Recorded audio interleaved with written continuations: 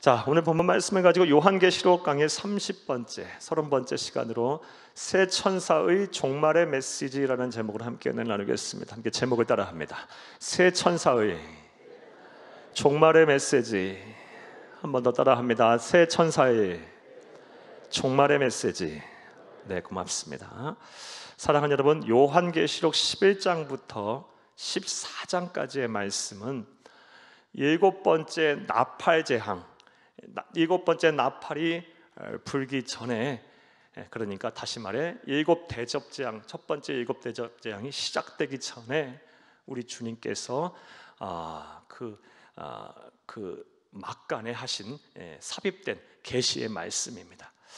내용인즉슨 우리가 살펴본 대로 요한계시록 11장부터 14장까지의 말씀을 간단히 말씀해 드리면, 예수님께서 초림하시고 이후부터 시작된 다시 재림하실 때까지 이 말세의 시대에 교회가 어떠한 일을 겪게 될 것이고 어떠한 사명을 감당해야 되는지에 대한 말씀을 우리에게 해주셨고, 계시로 말씀을 해주셨고, 그리고 이 말세 때에 교회와 성도를 핍박할 어둠의 세력들, 이 사탄 마귀, 그리고 적그리스도, 그리고 거짓 선지자에 대한 계시의 말씀을 주셨습니다.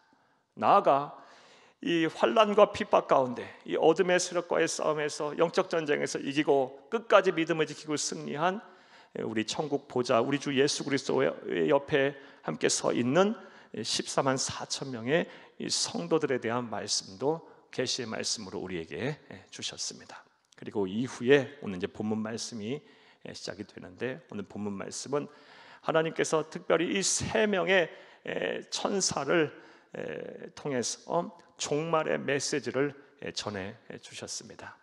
역사의 최후 심판을 앞두고 이 세 명의 천사가 하나씩 메시지를 이제 선포하는데, 이 메시지를 통해서 우리는 말세를 사는 우리 성도들이 이 세상을 어떻게 살아야 하는지에 대한 답을 우리가 얻을 수가 있습니다. 오늘 이 세 명의 천사가 전하는 메시지를 통해서 저와 여러분이 이 말세를 살면서 어떻게 살아야 되는지 분명히 결단하고 깨닫는 시간이 될 수 있기를 간절히 주의 이름으로 축복을 합니다.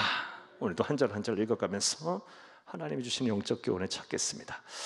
자, 먼저 14장 6절부터 7절까지의 말씀을 함께 보겠습니다. 6절과 7절을 보겠는데, 먼저 간단하게 말씀을 드리면 6절과 7절의 말씀은 첫 번째 천사가 종말의 메시지를 전한 내용입니다. 간단히 말씀을 드리면, 이 첫 번째 천사는 영원한 복음을 가지고 세상을 향해서 외치고 있어요. 하나님을 두려워하고 하나님께 경배해라, 하나님께 영광을 돌리라 라고 이렇게 선포하고 있습니다. 자, 이런 내용을 바탕으로 6절과 7절을 이제 함께 보겠습니다. 먼저 6절을 함께 읽겠습니다. 또 보니 다른 천사가 공중에 날아가는데 땅에 거주하는 자들 곧 모든 민족과 종족과 방언과 백성에게 전할 영원한 복음을 가졌더라. 아멘. 또 보니, 그러니 앞서 말씀드린 대로 하늘 보좌를 보았죠. 하늘 보좌 옆에 우리 주 예수 그리스도께서 서 계셨어요. 어린 양이신 그 예수님께서 서 계셨고, 그 어린 양 주변에 끝까지 믿음을 환난과 핍박 가운데서 지킨 이긴 자인 이 14만 4천 명의 성도, 우리들입니다. 우리가 그 가운데 서야 되겠어요. 구약과 신약의 구원을 받은 하나님의 백성들이 그 옆에 다 도열해 있는 그 환상을 계시로 보고 나서 또 다른 계시를 봤는데, 다른 천사가 공중에 날아가는데 땅에 거주하는 자들 그 모든 민족과 종족과 방언과 백성에게 전할 영원한 복음을 가졌다고 합니다. 그러니까 모든 민족과 종족과 방언과 백성, 모든 사람들에게 다 전할 복음이라는 거예요. 자, 그런데 이 말씀을 보게 되면요, 복음을 가리켜서, 이 천사가 가지고 있는 복음을 가리켜서 영원한 복음이라고 성경은 기록을 하고 있어요. 복음은 복음이지 왜 영원한 복음이라고 이렇게 기록을 하고 있을까요? 첫 번째 천사가 가지고 있는, 그리고 모든 민족과 방언과 백성과 종족에게 전하는 이 복음을 가리켜서 영원한 복음이라고 한 이유가 뭘까요? 그 이유는 간단합니다. 복음이 무엇입니까? 간단하게 말씀드리면, 우리가 이 기쁜 소식이죠. 예수를 그리스도로 말미암아 구원을 받게 됐다라는 거예요. 죄와 사망의 문제를 해결받았다게 되는 거예요. 우리는 절망 가운데 있는 사람들이었어요. 도저히 우리의 힘과 능력으로 그 어떤 방법과 수단으로 우리는 구원을 받을 수가 없어요. 죄의 문제를 해결할 수가 없어요. 사망의 문제를 해결할 수 없어요. 그런데 우리 구주 예수님께서 이 문제를 해결하셨다는 거예요. 예수를 믿음으로 우리가 구원을 받을 수 있게 됐다는 거예요. 죄와 사망의 문제를 말끔하게 해결받았다는 것입니다. 기쁜 소식이에요. 기쁜 소식. 그런데 그 기쁜 소식인 복음이 영원하다. 그 이유 간단해요. 이 복음이 영원 무궁 불변하다는 거예요. 모든 시대를 초월해서, 모든 역사를 초월해서, 문화, 인종을, 언어를 초월해서 복음은 하나다라는 거예요. 변치 않는 복음. 구원에 이르는 길은 오직 하나라는 것입니다. 복음은 변하지 않는다는 거예요. 사랑하는 여러분, 1000년 전에도 2000년 전에도 3000년 전에도 앞으로 1000년 후 2000년 후 3000년 후에도 예수 오실 때까지 어느 장소 어느 시대든 간에 복음은 변하지 아니할 것입니다. 복음은 하나예요. 예수를 그리스도를 믿지 아니하면 구원을 받지 못해요. 예수 외에는 구원의 길이 없어요. 이게 복음이에요. 그래서 영원한 복음을 가졌다라고 기록한 것임을 믿으시기를 간절히 주의 이름으로 축복합니다. 그러하기에 우리가 지금 믿고 우리가 의지하고 우리가 소유한 이 복음 외에 다른 말을 하는 사람들은 다 우리가 무시를 해야 돼요. 그의 미혹되면 안 돼요. 그들의 말에 현혹이 되면 안 돼요. 복음은 하나예요. 영원 불변한 복음은 하나예요. 다른 복음을 전하는 자에게 우리가 속으면 안 돼요. 미혹이 되면 안 돼요. 하나님의 나라 가는 그날까지 오직 예수만을 바라보고 구원에 이르는 여러분들이 다 되시기를 간절히 주의 이름으로 축복합니다. 축복합니다.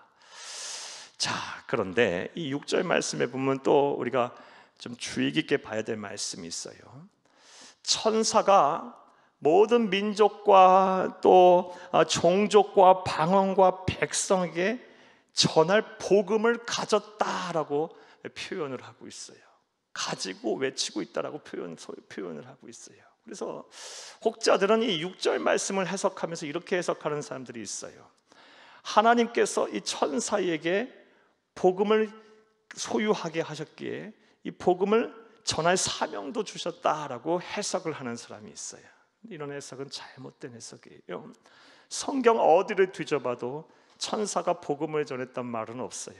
영혼 구원을 위해서 천사가 전도했단 말은 없어요. 선교했다라는 말은 없어요. 전도와 선교는 누구에게 주신 사명입니까? 하나님의 아들, 딸들, 하나님의 자녀들인 우리들에게 주신 사명이에요.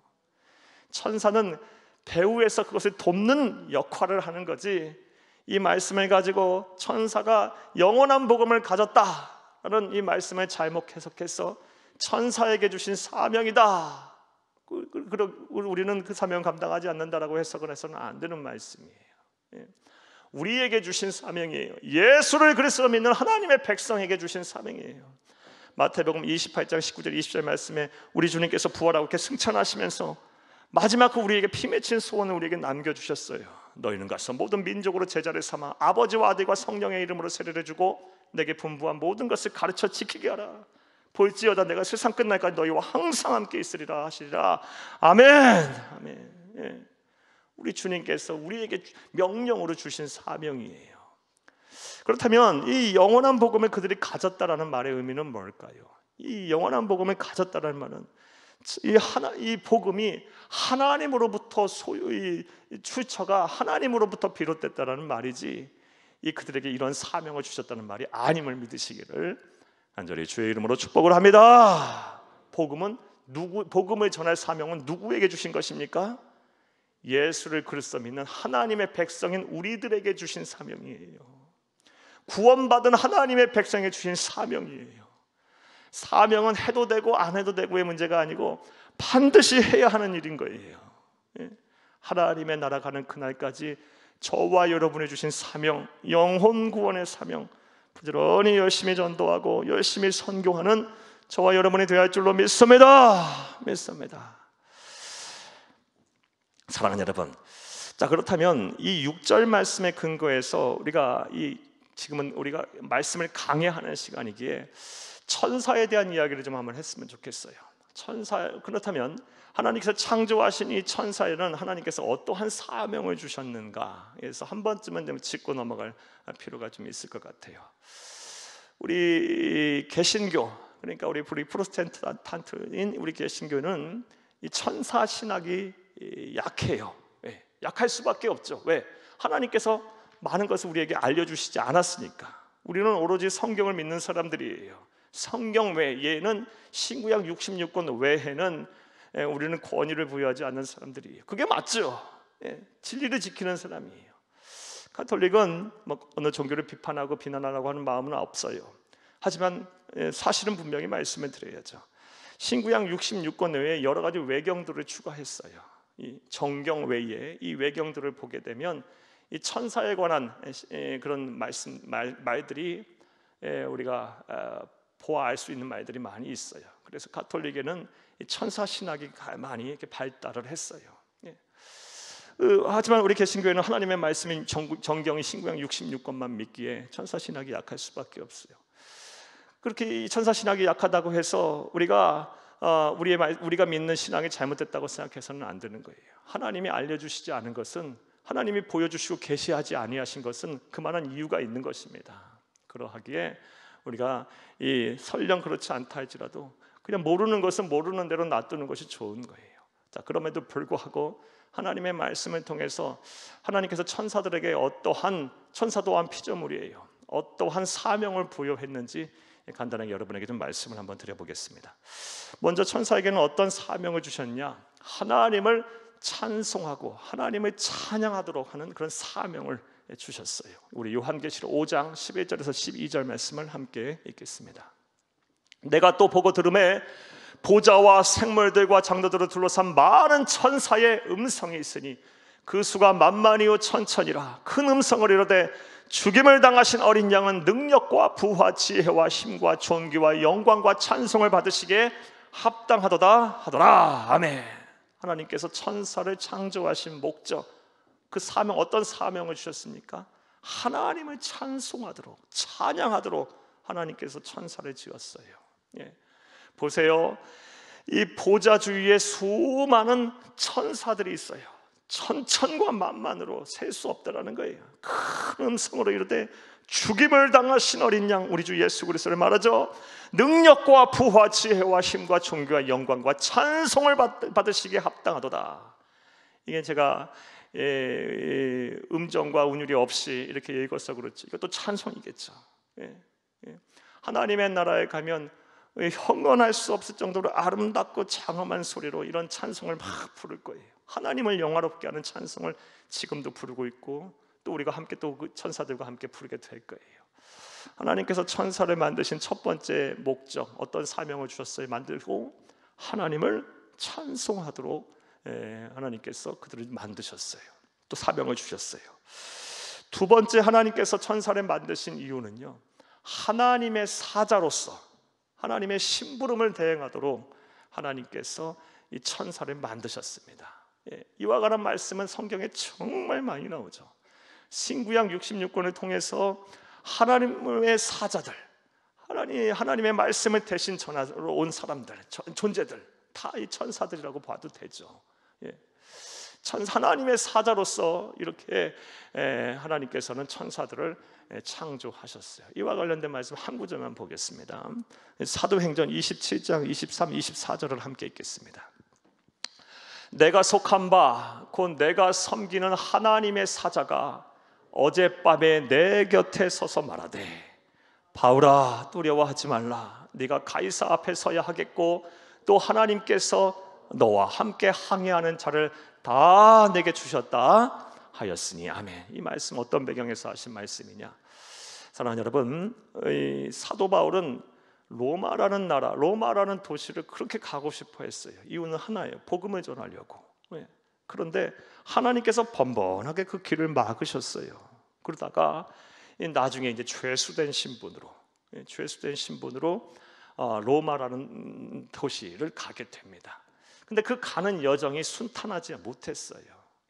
배를 타고, 이 요빠라는 항구에서 배를 타고 이제 로마라는 도시를 향해 가는데, 가는 길에 죄수로 이제 호송돼서 이제 가는 과정이에요. 276명의 사람들과 함께 배를 타고 지중해를 건너서 로마라는 도시로 이제 향해 가는데, 그런 과정에 유라굴로라는 광풍을 만나게 됩니다. 우리나라로 치면은 태풍을 만나게 돼요.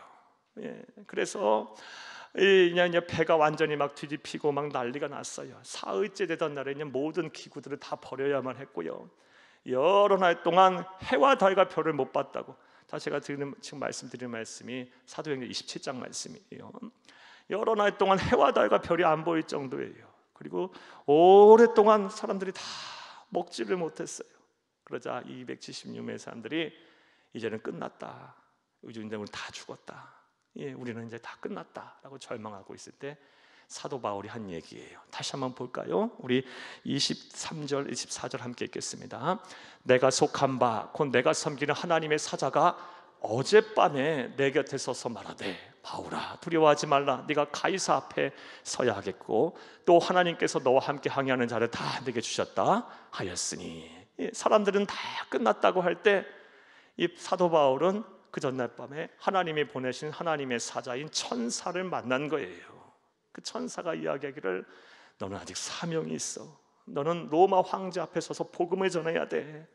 너 까닭에 다른 사람들도 더 안전할 것이니까 걱정을 마라, 이 말씀을 주셨다는 거예요.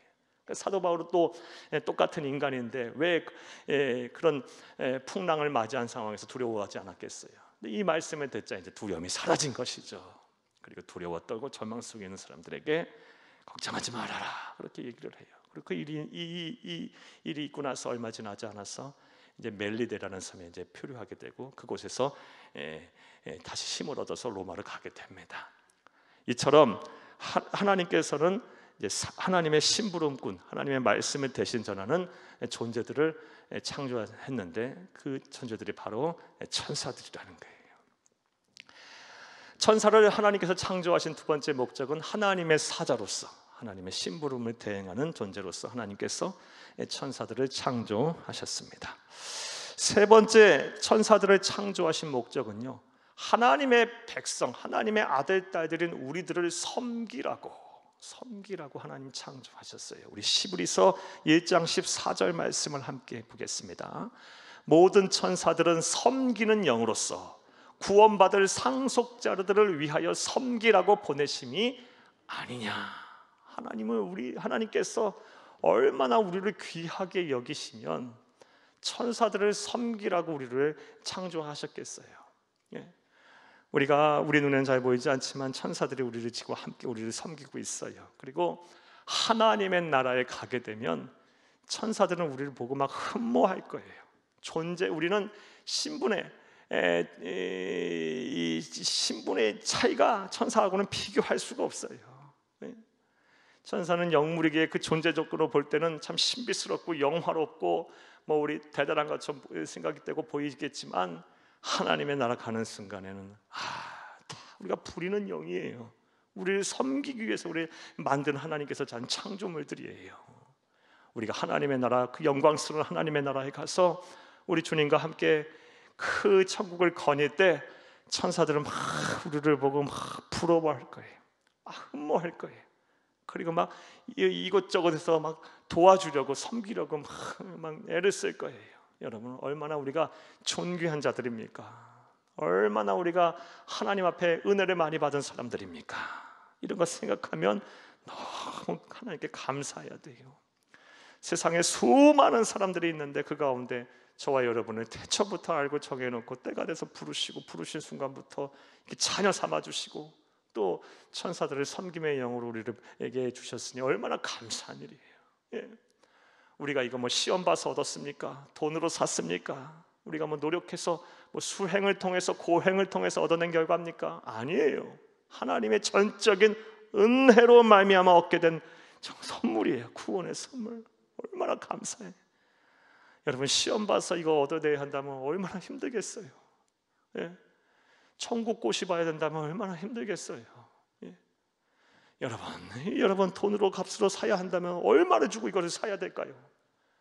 여러분, 선행으로 여러분 착한 일을 통해서 여러분 이 천국을 우리가 얻어내야 한다면 도대체 어느 정도까지 착한 일을 해야 하나요? 이건 참 하나님의 은혜로 아니면 설명 안 되는 거예요. 우리의 받은 구원은요. 어떻든 간에 이 천사들은 우리를 섬기라고 하나님께서 창조하셨어요. 또 네 번째로 하나님께서 이 천사를 창조하신, 천사에게 주신 사명은 뭐냐? 우리를 지키고 보호하라고 창조하셨어요. 쉽게 말해 이제 수호 천사가 있다는 거죠. 이와 관한 말씀을 보겠어요. 마태복음 18장 10절을 함께 읽겠습니다. 삼가 이 작은 자 중에 하나도 없인 여기지 말라. 너희에게 말하노니 그들의 천사들이 하늘에서 하늘에 계신 내 아버지의 얼굴을 항상 배움느니라. 아멘. 한 사람도 소중히 여기지 않을 사람이 없다라는 거예요. 구원받은 하나님의 백성들 향해서. 그 사람들이 잘 살든 못 살든 어린아이든 어르신이든 빈부귀천 따지지 말라. 다 그들에게 누가 있다? 하나님께서 보내신 수호 천사들이 하나하나씩 다 있다라는 거예요. 저와 여러분은 하나님께서 다 지키라고 수호 천사를 보내셨어요. 그러니 오늘 우리 하나님 은혜 속에 살고 있는 거예요. 감사하세요. 수호 뭐예요? 지킬 숫자, 보호할 보자. 지키고 보호하는 영인 천사들이 저와 여러분과 함께 하세요. 주야로 우리와 함께 하심을 꼭 믿는 귀와 복된 성도님들이 다 되시기를 간절히 주의 이름으로 축복합니다. 보고 싶으세요? 어떻게 생겼는지? 그런 거 궁금해할 필요가 없는 거야. 우리는 믿음으로 사는 거야. 믿음으로 우리 안에 우리와 함께 하는 거예요. 하나님의 영의 성령께서 함께 하시지. 또 하나님께서 수호천사도 보내셨지. 또 우리 구주 예수 그리스도께서는 지금 하늘 보좌 우편에서 나를 위하여 날마다 기도하시지. 참 대단한 은혜를 받은 사람들이에요. 우리는 절대 혼자가 아니에요. 여러분 세상 살다 보면요, 세상 사는데 힘든 이유가 뭐야? 항상 나 혼자라는 생각이 들 때가 힘든 거예요. 내 편이 없어요. 내 편이. 내 마음을 이해해 줄 사람도 없고 또 내 편이 돼 줄 사람도 없어요. 사람은 자꾸 변해요. 그리고 내 편이라고 생각했던 사람도 시간이 흐르면 세상을 떠나요.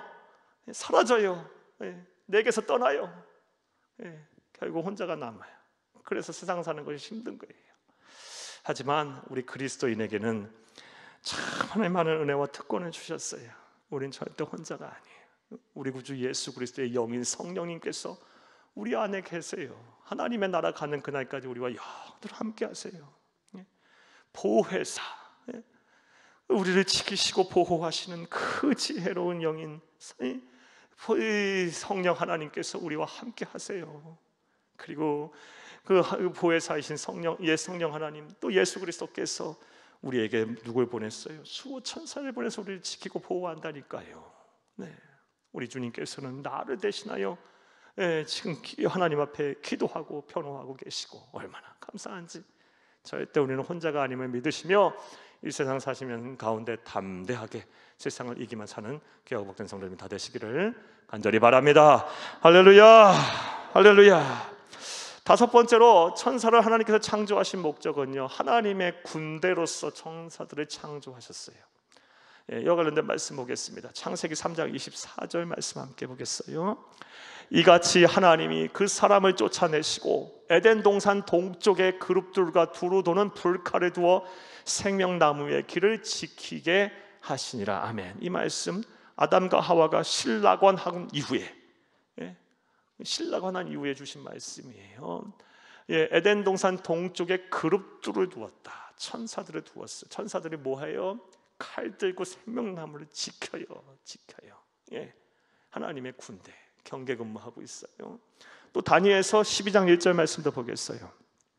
다니엘서 12장 1절 그때에 내 민족을 호위하는 큰 군주 미카엘이 일어날 것이요 또 환란이 있으리니 이는 개국 이래로 그때까지 없던 환란일 것이며 그때 내 백성 중 책에 기록된 모든 자가 구원을 받을 것이라. 아멘. 다니엘도 사도 요한처럼 예수님의 재림의 때를 환상으로 본 계시로 환상으로 보고 계시로 남겨놓았어요. 이게 다니엘서예요.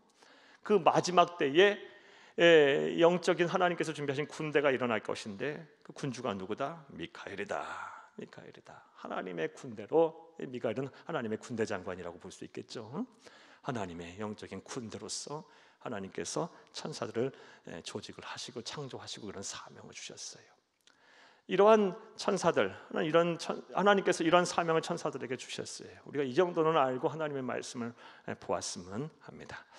자, 다시 우리 6절과 7절 말씀으로 돌아와 보겠어요. 6절과 7절 말씀을 보게 되면 하나님께서 종말의 때에 종말의 메시지를 전하는 세 천사 중에 첫 번째 천사 한 메시지를 우리가 볼 수가 있어요. 첫 번째 메시지는 무엇이었습니까? 영원한 복음을 가지고 무엇해라? 하나님을 두려워하고 하나님을 경배하고 하나님께 영광을 돌리고 하나님께 경배하라 라고 외치고 있어요. 우리 7절도 함께 읽겠습니다. 그가 큰 음성으로 이르되 하나님을 두려워하며 그에게 영광을 돌리라. 이는 그의 심판의 시간이 이르렀음이니 하늘과 땅의 바다와 모든 물들의 근원을 만드신 이를 경배하라 하더라. 아멘. 7절 말씀에 이 영원한 복음의 내용까지도 우리 7절 말씀을 통해서 알 수 있는 거예요. 복음은 물론 예수가 그리스도라는 사실이에요. 우리가 예수를 그리스도 믿는 믿음으로 우리가 구원을 받았다라는 사실이에요. 이거와 더불어서 특별히 말세의 때에 이 종말을 메시지를 전하는 첫 번째 천사가 전하는 메시지가 무엇입니까? 7절 말씀 다시 한번 보여주세요. 7절 말씀, 큰 음성으로 이르되 하나님을 두려워해라. 그에게 영광을 돌리라. 한마디로 뭐해라? 경외하라. 경외하라. 경외하라. 하나님을 경외하라. 공경하고 두려워해라. 문자 그대로 풀면 두려워하고 영광을 돌려라.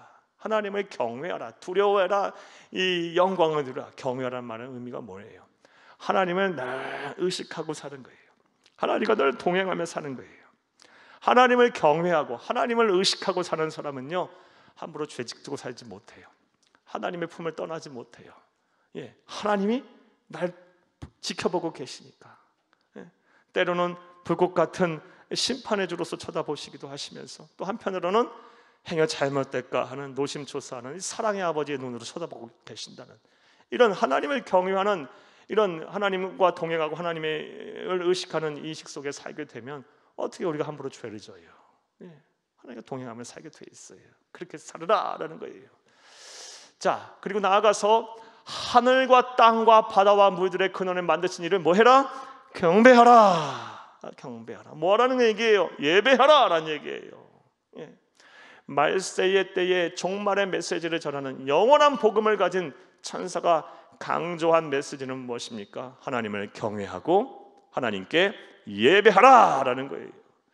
그러므로 우리가 이 복음을 통해서 듣고 우리가 우리 것으로 삼아 구원을 받은 우리 하나님의 백성들이 이 세상을 어떻게 살아야 하는지 답이 나와요. 말세 때가 되면 될수록 우린 구원받은 하나님의 백성이니까 하나님을 경외하는 삶을 살아야 할 것이고 예배를 생명같이 귀하게 여기는 삶을 살아야 할 것입니다. 이런 은혜의 실천이 저와 여러분 가운데 있기를 간절히 주의 이름으로 축복합니다. 그리고 거기서 끝나는 것이 아니라 이것을 세상에 전하는 거예요. 모든 민족과 종족과 백성과 방언에게 전하라. 한 사람도 예외 없이 빠지지 말고 전하라 라는 말씀이에요. 말세가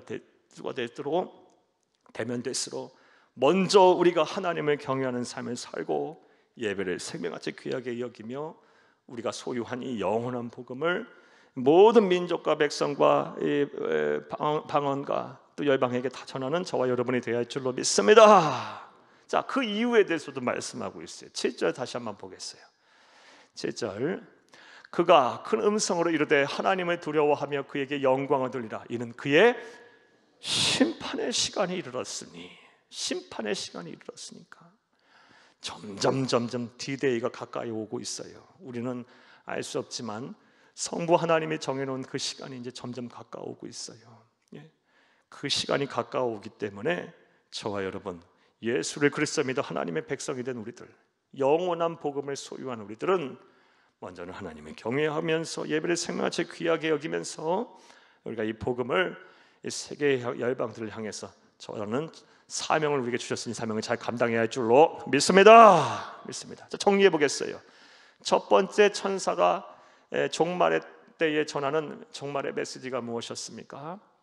영원한 복음을 가지고 하나님을 경외하며 하나님께 예배하라라는 거였어요. 그리고 우리는 이 메시지 내용을 통해서 우리 그리스도인이 세상을 어떻게 살아야 되는지에 답을 찾았어요.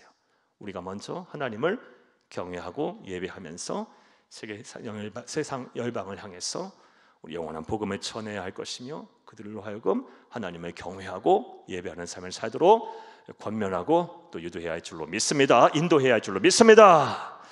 자, 이제 8절 말씀을 보겠어요. 8절 말씀은 이제 두 번째 종말의 메시지를 전하는 천사의 환상에 대한 얘기예요.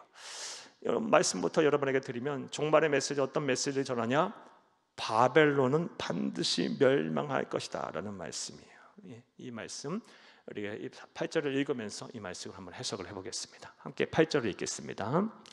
또 다른 천사 곧 둘째가 그 뒤를 따라 말하되 무너졌도다 무너졌도다 큰 성 바벨론이요 모든 나라에게 그의 음행으로 말미암아 진노의 포도주를 먹이던 자로다 하더라. 아멘. 이 8절을 해석하려면 바벨론이 뭔지를 알아야 되겠죠. 바벨론을 해석을 하면, 뭔지를 알게 되면 8절이 해석이 돼요. 왜? 바벨론이 무너졌다 무너졌다 반드시 멸망할 것이다 라고 말씀하셨으니까. 바벨론은 뭘 말하는 걸까요? 사랑하는 여러분, 성경에서 바벨론은 참 많이 나와요. 처음 바벨이라는 말이 나온 게 창세기 11장 바벨탑 사건이죠. 이 사람들이 바벨탑을 쌓으니 하는 이유는 크게 두 가지였어요. 하나님 하늘까지 올라가자. 그러니까 하나님께 이르지 않는 거예요. 하나님처럼 되자라는 거고, 그 다음에 우리의 이름을 높이자라는 거, 두 가지 이유였어요. 어떻든 간에 이 창세기 11장부터 시작해서 바벨론이라는 이름이 계속 나오고요. 성경에서 바벨론은 부정적인 의미로, 매우 부정적인 의미로 사용이 됩니다. 성경에서 말하는 바벨론, 특히 이 본문 7, 8절에서 말하는 바벨론은 무엇이냐? 하나님이 없다 하고 하나님을 대적하며 하나님께 마땅히 가야 할 영광을 가로채는 모든 시대의 도시들, 그리고 국가들, 문명을 총칭해요. 여러분 이해되셨습니까? 다시 한번 말씀드려 볼게요. 이 하나님을 대적하고 하나님이 없다고 하며 하나님께 마땅히 가야 할 영광을 가로채는 이 모든 시대의 도시들, 또 국가들, 그리고 문명을 총칭합니다. 그러니까 우리 시대에도 하나님이 없다고 하는 사람들, 그런 국가들, 그런 문화들, 그런 가치관들, 이념들, 또 하나님을 대적하는 그런 사람들, 그런 공동체들, 그런 문명들 다 바벨론인 거예요. 또 그런 개인들 전부 바벨론인 거예요. 자, 그런 바벨론이 어떻게 된다는 거예요? 말세가 되면 반드시 무너지게 된다는 거예요. 반드시 멸망하게 된다는 거예요. 이것이 얼마나 확실한 말씀인지 우리 예수님께서, 하나님께서 이 오늘 본문 말씀에 계시로 말씀하시면서 두 번이나 강조를 하고 있어요. 그냥 무너졌도다 한 번만 강조해도, 말씀하셔도 확실하게 무너지는 것인데, 무너졌도다 무너졌도다 과거형을 쓰면서, 과거는 과거형을 썼다라는 건 확실한 거예요. 끝났다는 거예요. 이미 무너졌을 거예요. 반드시 무너질 거예요. 바벨론은 반드시 무너질 거예요. 하나님이 없다고 하는 사람들은 반드시 망하게 될 거예요. 하나님을 대적하는 국가와 민족과 그런 문명은 반드시 사라지게 될 거예요. 멸망하게 될 거예요. 하나님께 마땅히 가야 할 영광을 가로챈 개인, 공동체, 그런 사회, 그런 문화 문명들은 반드시 심판을 받게 될 것입니다. 반드시 그렇게 될 거예요. 이런 의미로 볼 때 저기 북한을 생각해 보게 돼요. 지금 공산화가 된 지 참 많은 시간이, 수십 년이나 시간이 지났어요. 그런데 반드시 때가 되면 그 사회는 망하게 될 거예요. 하나님을 대적하고 하나님께 가야 할 영광을 가로채고 있고, 그리고 하나님이 없다고 하는 사회, 그런 국가, 그런 개인, 문명은 바벨론이고 반드시 심판을 받게 될 거예요. 그날이 반드시 올 것입니다.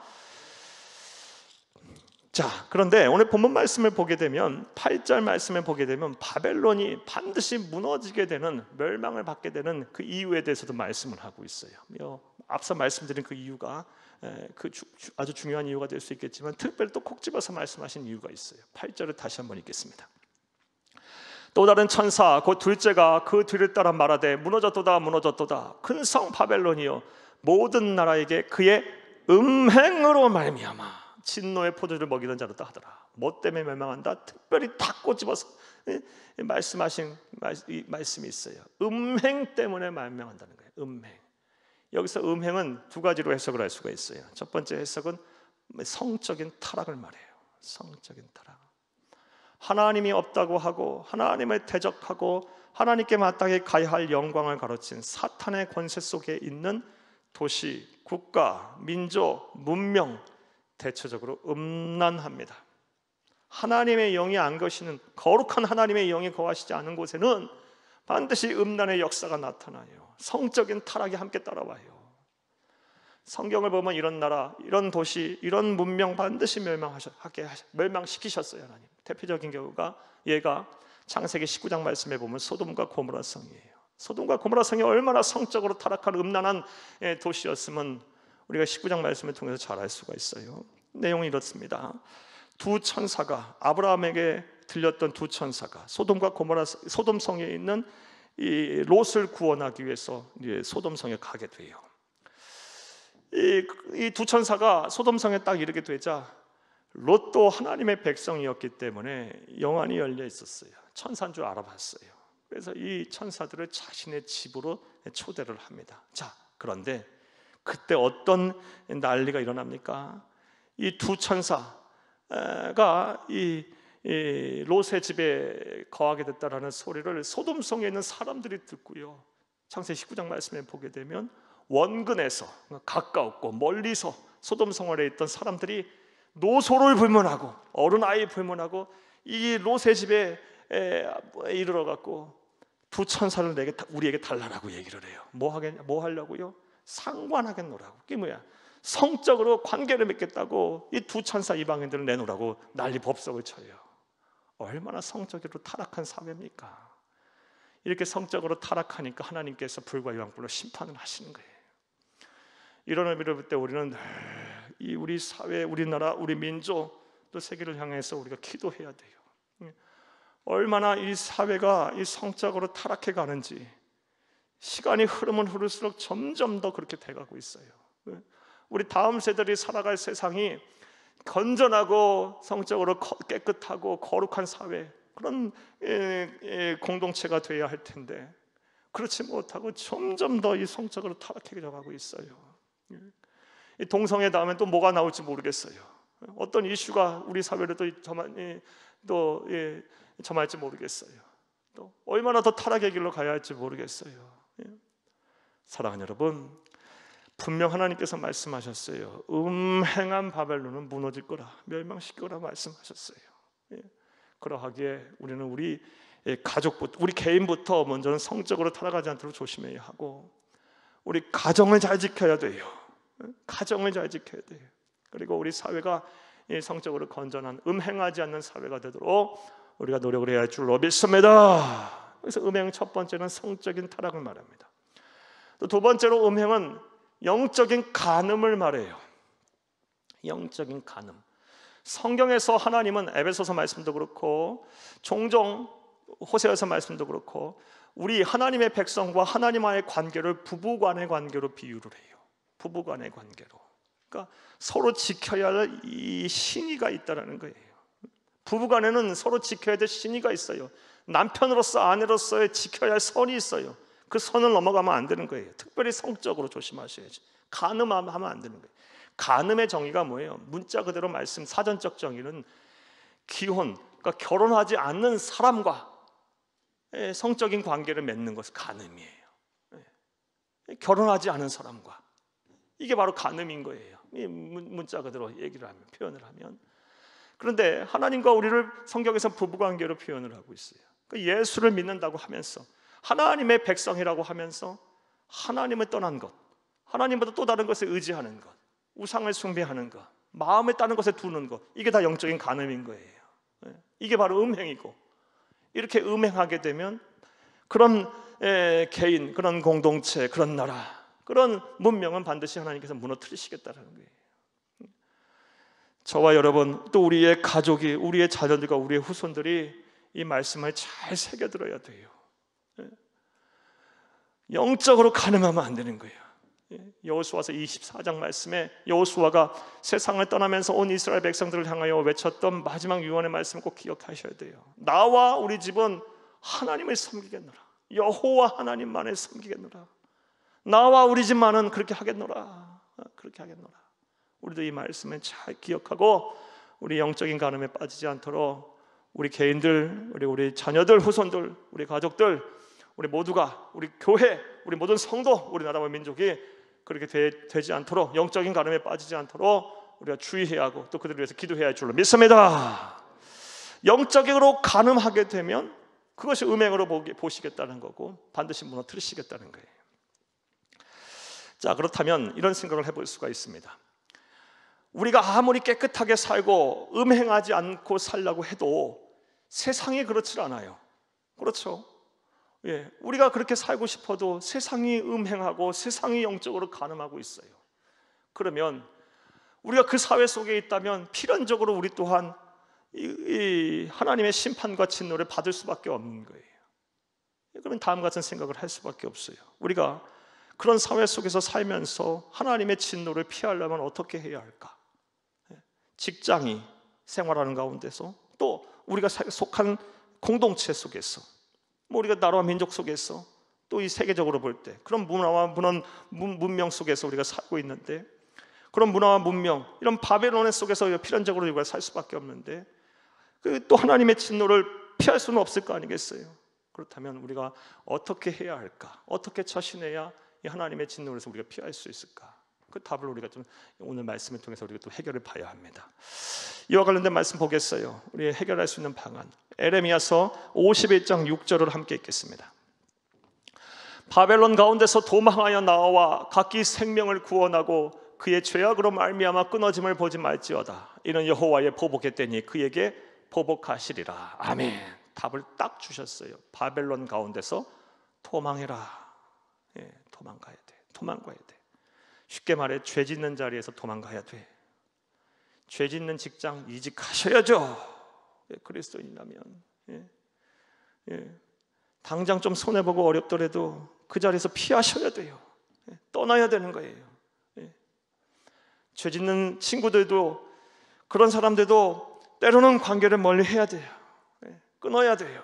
절제하셔야 돼요.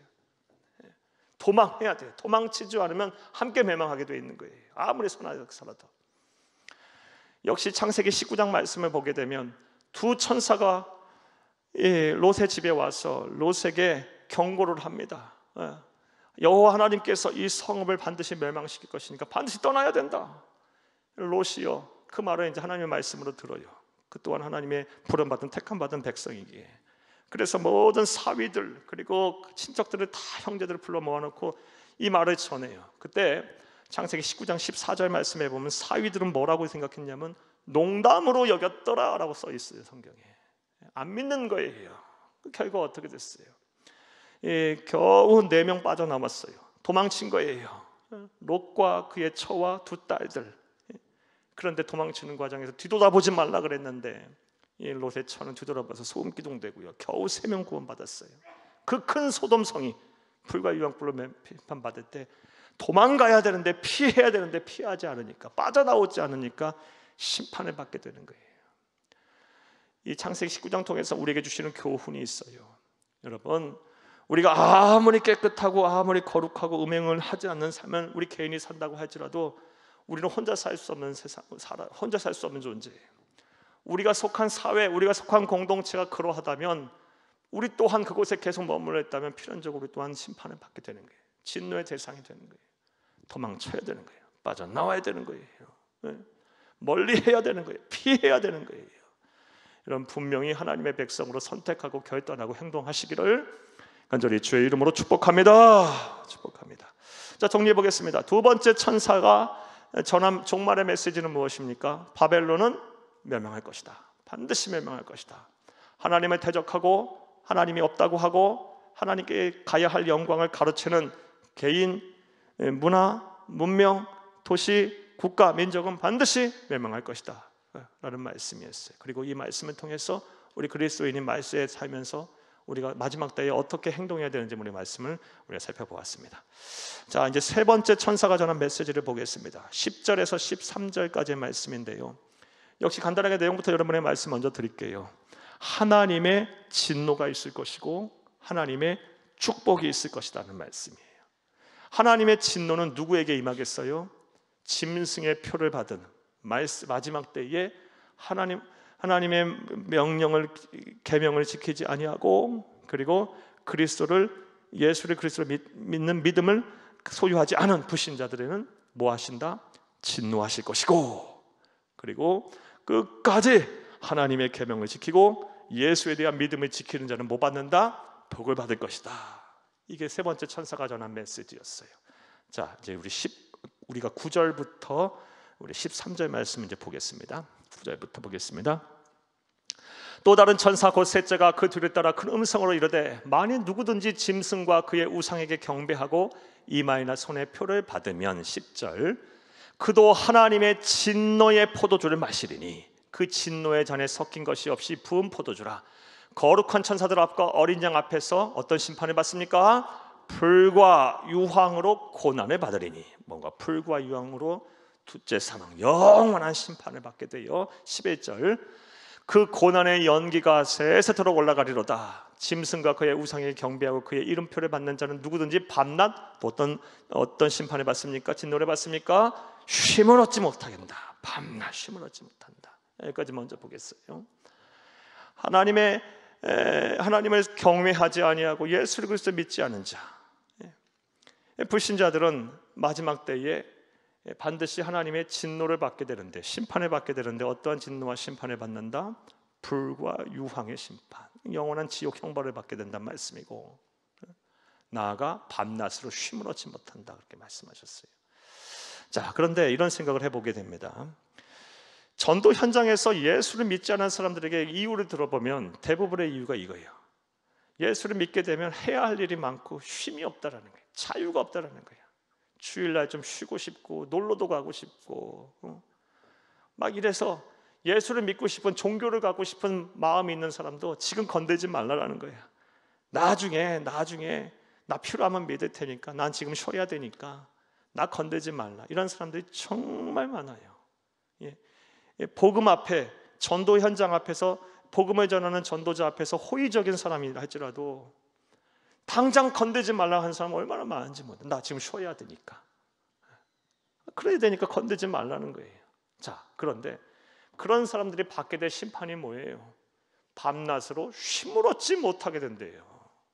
정말 쉬려고, 쉬고 싶다고 나 건들지 말라, 나한테 복음 전하지 말라, 나 예수 안 믿겠다 한 사람이 받게 될 심판이 뭐예요? 밤낮 쉼을 얻지 못하게 된다는 거예요. 이게 우리에게 진짜 시사하는 바가 커요. 이와는 반대로 예수를 그리스도 믿는 하나님의 백성들이 받게 될 축복에 대한 말씀 보겠어요. 12절 함께 읽겠습니다. 성도들의 인내가 여기 있나니 그들은 하나님의 계명과 예수에 대한 믿음을 지키는 자니라. 이건 줄을 좀 쳐놓을까요? 하나님의 계명과 예수에 대한 믿음을 지키는 자, 이게 성도예요. 말세에 사는 성도.